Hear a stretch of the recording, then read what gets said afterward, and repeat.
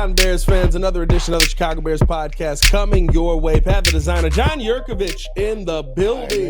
The good kid is here.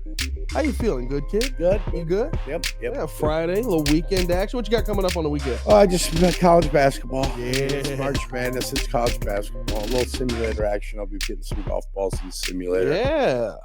It's 76 out, but I still got to finish up some of the commitments that I made for the earlier in the year. So we'll find a way to get that done, get it completed. Not have to play indoor golf anymore. It's getting to the point where we can play some outdoor. Get some outdoor golfing. Yeah. I'm excited. I can't wait. You recovered from a night of Chicago sports action. A great night of sports action. Yeah, just period. General. Right. Great night of sports action. The Bulls, nice finish. The Texas Tech game. Yeah. Last night against Arkansas. The Cooper Flag performance, which was top notch for Duke. Florida did enough to what they had to do to go ahead and win the game by double digits. So yeah, Cubs game to finish the night was phenomenal. The Cubs played. No, Cubs did play. Did you not get to see that? I did not get to see. I don't. Listen, if it's on Chizen or whatever, it's on marquee. If it's on marquee, I don't pay. All right, that's tough. You want to put yourself somewhere special because you think you're special, then go there. I don't have to follow you. At least be special. I'll watch the highlights. Yeah. I don't need to see the lowlights. I'll watch the highlights. You can't get like a full 9-inning game there, which like in baseball, that's kind of all you need. You rewatch the 9 innings and there we go. I think you can do most of it in like 20 minutes. Too. Save yourself a lot of angst. 20-minute baseball game. That's 20 minutes. 3.5 minutes. You're skipping the middle innings. You know? I don't need to see Show me the runs. I don't need to see every inning. Made an out. That's like NASCAR races. Yeah. Watch the pit stops and the accidents. That's all you need to see. Nothing happens on the racetrack anymore except accidents. Yeah. Accidents take people out. Pit stops, guys are speeding. Then they got to go to the back of the field. That's it. I always tune in for a good post race fight. That's my go-to when I tap into NASCAR.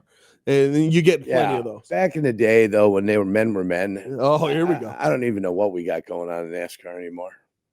I don't watch enough NASCAR. Yeah, well, that's I can't tell you. I don't know. It looked like kids fighting each other. Oh, yeah? Yeah. I mean, there's no Sterling Marlin. Give me a little Archie Bunker there, Jurko. No, what I'm telling you is there's no Sterling. Goyles and men, woman. There's no Sterling Marlins out there. You know, there's no Earnhardt Seniors out there, Ernie Irvins, Alan Kulwicki. Yeah. You know, none of those guys. Darrell Waltrip was never going to fight anybody. He's just going to cry at the pits about what Earnhardt did to him. You know, Bill Elliott wasn't going to do anything. He tried to do it on the track. He couldn't do it anyway, so it didn't make a difference. So, you know, but I'm saying back then, you know, when they were going to fight, the Alabama game, Bobby Allison, Davey Allison, all the Allisons down there, Neil Bonnet, all those guys, them guys were fighting for real. You throwing some hands. Cale Yarborough. Yeah. You know what I'm saying?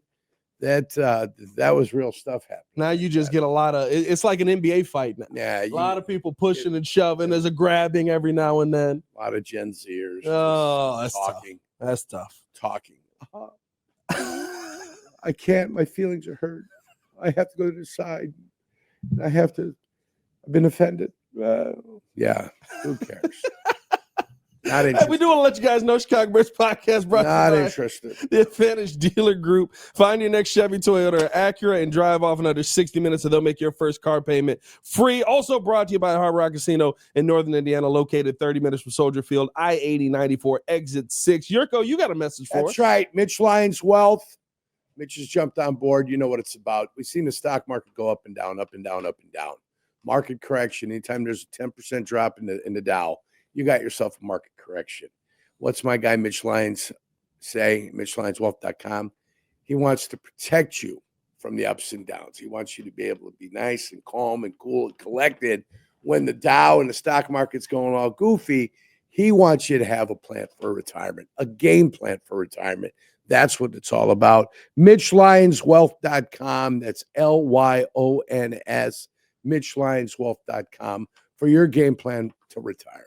Hey, love it. Shout out to Mitch Lyons. Appreciate it jumping on. You guys played against each other a couple times. So yeah, we have. Yeah, we did. Fun. Yes, always fun. Let me ask you this, Jurko. When you look at the Chicago Bears offseason with the upcoming draft here, question on the table. Did the Chicago Bears do enough this offseason to take chances in the draft? What I mean by that is the running back conversation has been very loud here early on. Ashton Genty, I know me and you are both no running back that early, but maybe you take a chance on the special guy if he is that. Shamar Stewart is somebody who's been mocked to the Bears who, when you watch his tape on the field, he doesn't look all that impressive, but he's a workout warrior and he dominated the draft. Did the Bears do enough for you where you can take a chance and say, we're going to bet on the upside of this guy? No. He may not be a starter day one. The answer is no. They haven't done enough. They've addressed some obvious weaknesses. What they've done on the defensive side of the ball is okay. Mm-hmm. I think they got themselves a depth guy that can play multiple positions. Dio. In Dio. I think what they did was brought somebody legitimate in the middle for Dexter maybe to take a look at. He's better than Billings. There's no question about that.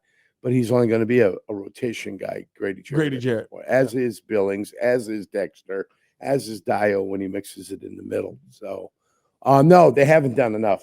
I know last year they seemed very arrogant coming out of camp. Yeah. It's time to win. It was almost comical. It's going to be hard to make this team, Jurko. Yeah. It's going to be hard to make this team. I mean, it was an absolute joke. And then you went and did what you did during the season to absolutely undermine and just capsize whatever make it even the general worse. Manager and the president of the organization was trying to present to you on the football follies or whatever they called it last year. Right. So it undermined them. Whatever they thought. Football follies. Yeah. Well, that's what it became. That's what it turned into. Hard Knocks became football follies. Yeah. So whatever that crap they were trying to do, get an Emmy or an Oscar, whatever the hell that was. Thank God that's over and that's finished, and hopefully it'll never come back to Chicago again. So they can go about the business of just playing football and winning football games. So hopefully with the coaches and everything, yeah, it'll be good. No, they still need a pass rusher opposite of Montez Sweat. Yeah. They addressed it, but didn't. And it was always going to be a combination of free agency and the draft. So I don't mind if they get a running back somewhere in the first 4 picks that they have. Yes. So I don't mind if they end up getting a running back. I just, if Ashton Genty drops to 10, drop back to 16. If Ashton Genty drops back to 16, drop back to 20. Then if he drops to 20, then go ahead and take him at 20. But at that, in that process, you'd be getting more draft choices. Right. You're getting more other stuff. They need depth everywhere. Depth at the linebacker position. They need depth at the defensive back position because you're always looking to get inexpensive somewhere. Yeah. When you're spending your money, you got to find a place to be inexpensive. And when you're spending money on veteran guys that have been in the league for a while, at some point you want to replace them with younger guys that are inexpensive. So, I mean, that's always the challenge as a general manager. As you look at the board, you look at your depth chart, you look at where your money is allocated, defense, offense, special teams, as you look at where all the allocations are, you're always looking to find younger, inexpensive talent to eventually replace some of the expensive talent that you have. That's just the way it works. Would you rather see the Bears? Because there are some picks, I think, in this draft where I'd rather see the Bears take a left tackle. I'd rather see the Bears take an edge rusher. I'd rather see the Bears get some depth in the defensive backfield. Right. If they wanted to address a receiver with somebody they feel like they've liked in the 6th or 5th round. Isaiah Bond action. We know we won't be saying anything in the 4th round because for one reason or another, this guy loves giving his picks away for nothing. But that's what I'm looking for. Yeah. Yeah. When you talk about upside, would you want to see the Bears go with the surefire pick? Because I think there's a couple in here, right? Kenneth Grant feels like he's the surefire. He's going to be fine in the middle. But he's going to go at 20, 21, 22. So you're at 10. So if you say Kenneth Grant is the better of the Minnesota guys that you like, Michigan guys, thank you. Then you got to drop back. Right. Because he's not going that high. Right. So if you like Grant, you got to get back. That's the way that works. If you like some other tackles, I think you have the flexibility to get back and go. There's depth in that market, yeah. Drop back. Yeah, if for one reason or another, Abdul Carter with his foot, and you feel good about his foot, and he starts to drop a little bit, which I don't think is going to happen, maybe. Will Campbell, if he starts to drop a little bit, you want to jump up and get Will Campbell. Well, I've got no problem doing that. You'd move up for Will Campbell. I'd move up You're going positions. If he's dropping, Well, I'd be more than happy to move up. I for heard you and Waddle talking about Will Campbell. What is it about him? Because the arm length has been the big question. Oh, 33, 32, and 5/8. What is it about his game for you? First off, is he a tackle? It's not a. Is he a tackle? It's not a question for anybody, and it was never a question while I was playing. It's only a question when they started measuring it. And, for them, if you see, and he's the best player and he's a 4-year starter, and you take a look at everything that you see out there, and you believe he's the best tackle in the league because of what your eyes have been telling you, then what's the problem? What's the problem? There is no problem. I have none with him. Why do he's scouts, a left tackle to me. Why do scouts want to create problems? I guess that's what scouts do. So they didn't measure arm length when you came into the league for the combine. They did hand size. They didn't really do arm length. I look back on all my papers that I had. It was never, you either had them or you didn't. You either had long arms, you didn't have long arms. But again, he plays. What do offensive linemen play with? So, like, if you watch an offensive line drill with a guy that's maybe a little bit too overactive with everything, a little hyper, what they do is they put his hands behind his back, they take his helmet off, and they say, get to where you need to be. Get your feet where you need to be. Get your feet where you need to be. Don't press with your head. Don't get it involved in there. So it's your feet. You play offensive line with your feet. Mm-hmm. So look at a man's feet.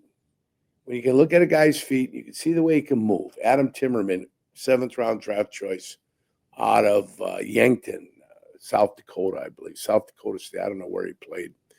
He was up there in South Dakota, and he came to us. And his feet were fucking phenomenal. They were unbelievable. And played against him a couple times. He was like a young puppy. He's too excitable. He's all over the place. He's doing too much. Yeah. So the way they were going to make him a better player is by settling him down. I went and talked to Tom Lovat, and I said, listen, you got something here. I go, this kid can play. I go, but he's too fucking hyper. He's too active. He needs to simmer down, but he was excitable. He's fucking, happy to be there. He wanted to plea, he wanted to show that he could play. He wanted to make sure that he could play. But the best way for him to play was to quiet down a little bit. Just to settle down a little bit. And when he settled down and didn't overcommit and didn't overreact and didn't overdo things, that's when he became a stud offensive lineman, not only for the Green Bay Packers. He took over for an injured Aaron Taylor. But he became, when Aaron Taylor blew his patella tendon out in his knee, he became a player for them and for the St. Louis Rams when the St. Louis Rams went and won the Super Bowl in '99, I believe it was, or 2000. So, they weren't going to pay a guard up in Green Bay, even though they drafted him, they developed him. They weren't going to pay what he was going to get on the free agent market. So he went over to St. Louis and, did what he did down there. But that's what he was. He had the feet. He had the feet. The feet will tell you everything you need to know about an offensive lineman. You got a guy that moves like a sloth, you're going to have a problem. You're going to have penalties. If a guy can't get there with his feet, then it's always going to be some sort of issue for him. Now you got guys to get there with their feet and just get overpowered. So obviously you got to have the combination of feet, then you got to have a combination of balance and level, which provides you the leverage that you're going to need to be able to block on the outside. So, is that one of the issues that has happened over the last couple of years? Because it seems like no matter the regime, we're false starting on the offensive line. We're jumping too early. We're getting out too quick. You think it's been it's discipline? They haven't had the feet to get to the spot quick enough, so they're trying to get there a little early? It's discipline. That's all that is. It's discipline. Most of your false isn't that guy left a little bit early. He left not on the snap count. Right. He missed the snap count. That's your problem.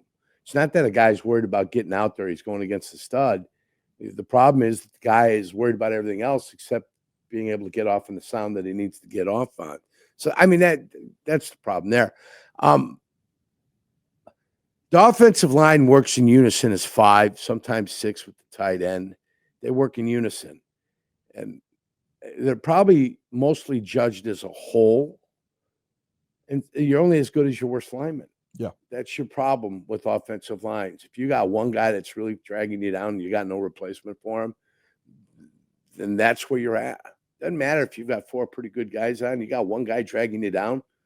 That's what you are going to be measured as. That's where you're at. Him, unfortunately, it's him that's going to bring the whole unit down. That's the way it is. That's why I'd rather have 5 above average players than 2 great ones and 3 guys that can't meet the standard, then that's when you're going to have a problem. Your offensive line's going to have a problem. You're trying to overcompensate for Well, that. and the holding penalties are the worst. Yeah. Holding penalties are the worst. So holding penalties are the worst because technique issues usually cause you. And then you got a guy that just, he doesn't want to work. He gets caught up. His footwork's poor. Then he's lunging, and then he's getting his head buried, and then all of a sudden he can't see anything that's happening around him. So, and then all of a sudden they're running stunts on him, and he can't see anything.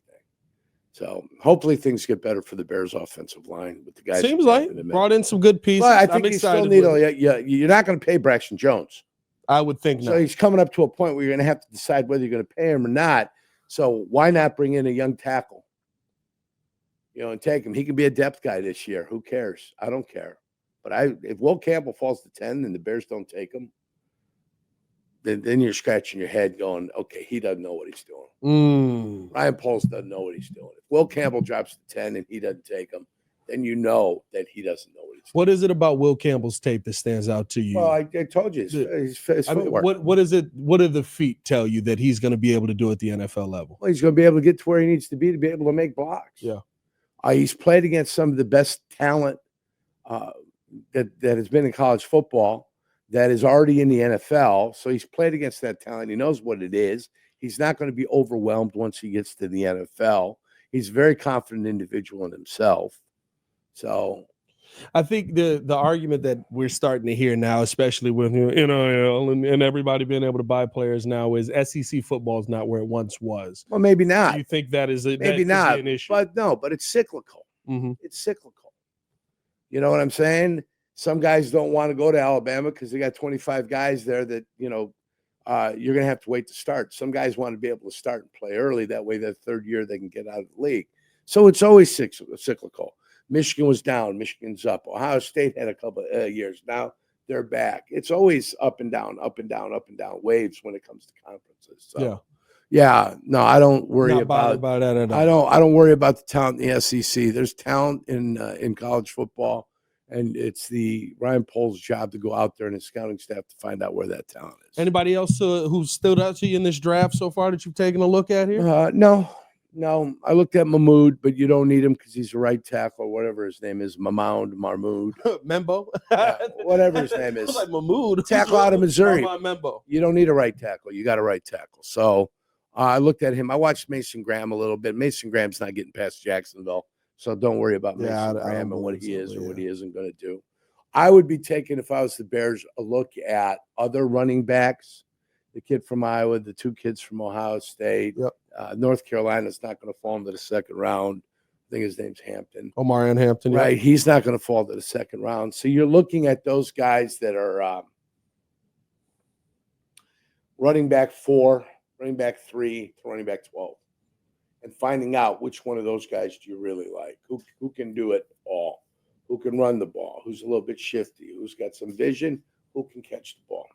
That's what you're looking for. Yeah. It's going to be, I think the thing that I want to see the Bears do in this draft is just come out with surefire players, especially on the line, and get answers on the trenches.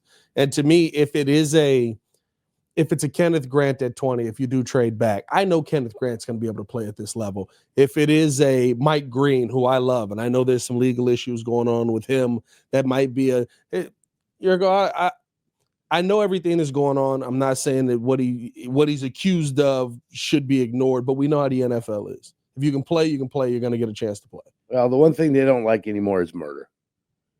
So that's what they don't like anymore. Well, I mean, if you take a look at it, Larry Little killed somebody. He was drunk. Killed somebody with a car. What was his suspension? That's true. So go back to the 90s. That's true. And let me ask you a question. So it's more into the 2000s where they cleaned their act up on that kind of stuff. And when that was involved, they would rather err on the side of caution and give you time to figure out and suspend you and say, hey, figure it out. Okay, when it all gets figured out, gets adjudicated, then you'd be welcome back if you didn't do nothing. Yeah. If you're exonerated. So you're guilty before you're innocent. with the NFL. And I think that is the wonder that with names like Mike Green and guys that come up like that is how is the court case this stuff going to? And I don't know what Mike Green's accused of. I have no idea. Some sexual misconduct on his name right now, and so he didn't kill anybody. He didn't kill anybody. I think that's the part where it's going to be. He's a name that may fall in the draft that you can get later, and the talent to me speaks to early first round draft. He's somebody who always. Well, here's your problem. If they wouldn't draft Jalen Carter, what makes you think you're going to draft this guy? Different regime, different coaches in the building, same owners, same owners. You think that's where the line is? Same general manager. Yeah. I can see it. That's why. That's it. That's simple. They love their guys you can take to church with them at Hallis Hall every night. You know what I mean? Yeah. They love their guys that you can hop in the altar boys. Little altar boy action. They love the altar boys. Let's see what the Bears end up doing in this draft overall. I think what I've really got my eye on is does Ryan Poles take another chance at a punter? We got another punter on the list. No, he'll shock you. Take another chance on a long snapper. It wouldn't surprise me if he went kicker. Take another chance on the kicker. I would. Hey, why wouldn't he? 6th round kicker. Yeah, I just. Jurko is somebody. If you get a chance to look at somebody, have you watched the Omarion Hampton tape? Yeah, the North Carolina guy. Yeah. Did you check out Willie Lampkin? No. What's Willie Lampkin? Jurko, Who's Willie Lampkin? I need you to look into a Willie Lampkin, Jurko. Who is he? He is a 5'10", 270-pound offensive lineman. 5'10", 270. Jurko moves people at an unbelievable 5'10", rate. 270. Jurko, I'm telling you right now. Willie Lampkin. This guy is moving people. It makes no sense. I forgot what I watched yesterday. But he gets the job done. He's a center. He is a right guard right now. Nice. And he probably will end up getting drafted. And he is right now my dark horse player of I just want to see what this guy does. I just want to see what this guy does. Who's the guy yesterday that was I think it was 6 foot, 450-pound defensive lineman. They were doing a pro 464 pounds out of Florida. Yeah. He would be the heaviest NFL player ever. 64 with a 25-inch vertical jump. Yes. Yeah. Desmond Watson. Desmond Watson. Yeah. Which would you rather have on your team? 6'5", 450. Jurko, which would you rather have on your team? The 6'5", 460 guy or the 5'10", 270 guy? Both of these guys move people here. Well, I mean, I'd have to see some footage. I mean, you got that big of a fella on your team. And I see him. 460. We're looking at him here. Oh, my God. Number 21. He gets home, too. He's stiff-arming the guy. Look at the backside on that guy there. It looks like Howard Ballard. Hold on now. Big fella. I just love it. It's just I would I don't know which one. I'd say whoever was the better player. And with that, I'd want to look at the film. They run to the right a lot, and it's usually through Willie's hole. My dilemma with 5'10", 270. Yeah. And you can play with all the leverage you want. Yeah. Like if you had to block Gilbert Brown or those two big uns from Tennessee, or if you had to block a Marcus Stroud or a John Henderson or the Philadelphia defensive line, at some point, it does become a limitation. Yes. Darren Sproles could run a 4.5 40 and be as short as he wants and as small as he wants. But at the running back position, if you got that speed, and he was a little bit stockier than most, he can get away with being that. There's certain positions I don't know if you can get away with being that short. Yeah. That's all. He's got the stockiness. Quarterback. I don't think you're going to find a quarterback. Quarterbacks that are 5'10" have problems. Yeah. You know what I'm saying? You can be a defensive back at 5'10" and not have any issues. You can compete for balls that are up in the air with positioning. Who's the biggest anomaly you ever saw where it's like the size didn't make sense for the talent that he had? Size didn't make sense for the size and weight. Like he shouldn't be able to do that, but he's so good at it. Like for me, Aaron Donald, how dominant he was in the middle. Sure. Sure. with how small he was for what's normally at that position. Not a surprise to me. Not a surprise. Yeah, well, I wanted him. I wanted him. And if you Kyler Gordon, no, not Kyler Gordon. I spent time. Here's two guys I spent time with that were similar ilk. Leroy Glover. Leroy Glover played. He was in the World Football League. He was playing for somebody. In the minor league. In a minor league, yeah. With the their Ohio Glory or something crazy. Barcelona Dragons. So Leroy Glover was a guy that was like that small, played the middle, was a nose tackle, and found a way to flourish. And the other guy was John Randall. John Randall wasn't a monster. John Randall was a little guy. And, Randall played the 3 technique along Henry Thomas. And between the two of them, they dominated the NFC North for quite a while. It was Central first, and then it became the NFC North. Yeah. But those are two guys that are Aaron Donald-esque. Yes.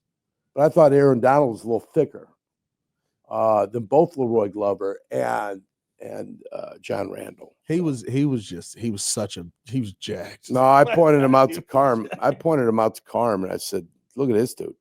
This guy can play. And he was playing against good players from Notre Dame. Yeah. When Pittsburgh played him. And that's why I like Chancey too. The kid from Tampa. Cansey? Yeah, Kalijah Cansey. I haven't kept up with him. He's all right. He got busted up his first year. Last year was his second year. Yeah. And you saw him make some plays. And then we'll see now. This is going to be his 3rd year. He's used to the NFL. He's become accustomed to it. So we'll see how he plays. I like a Kalijah Cansey. That was a pick I wanted the Bears to go after as well. Hey, always good to talk to you, good kid. Fun as always. What do we got? 4 weeks? 4 weeks left? 4 more weeks left till the draft. Almost there. Excited. I need you to watch some footage on Willie Lampkin and Willie Lampkin. Come in here and show us and the big fella, number 21. show me Desmond Watson. Every big guy like that's been big has always benefited by dropping weight. Every single you don't player think he can go into the league and play that's ever been that size has always benefited by dropping weight. Yeah. If he can get to 350, he might be dangerous. 114-pound drop. It's peanuts. Ooh, peanuts. Well, I'm gonna tell you why. It's 20% drop. Yeah. If I weigh 250 and I want to lose 20 pounds, it'd be 50 pounds to go down to 200. You're not asking a gazillion out of them. So I was 308. For me, if I got down to 248, that would be a 20% drop. It's not impossible. And you're not going to ask him to do it in 1 minute. You're going to ask him to do it over the course of time. He's going to be playing. He's going to be doing, but you're going to control his diet. Yeah. And he's not going to starve. He's going to eat, but you're going to control his diet. It's going to be a lot of proteins, some salads. Yeah. But you're not going to starve him. You telling me you don't think he's eating a salad? No, I'm saying a salad would be good. But, I'm not going to stop him from not having 2 steaks if he wants to have 2 steaks. Yeah. But you're not getting a baked potato. No baked potato. You're not getting sour cream. You're not getting butter. Can he get a little gravy? You're not getting that. There's no gravy. No gravy. No gravy at all. No. The best he can have is maybe a little Worcestershire sauce. How do you spell that? Along with I don't. Or as the one guy in the South says, who's your sister sauce? Who's your sister sauce? Right. I like that guy. Yeah. He cooks up the gators and the frog legs and all yes, that. He does. Throw a little bit of that who's your sister sauce on there. Mm-hmm. Yeah, I like that guy. I know you're talking about. Let us know in the comments below. Who would you rather have? Would you rather have Desmond Watson, 464, 6'6", 6'5", or Willie Lampkin, 5'10", 270? Who do you think is going to be a better people mover? Y'all stay safe out there, Chicago. Bear down. One love. We'll see you guys next week unless any news breaks here over the weekend. Peace.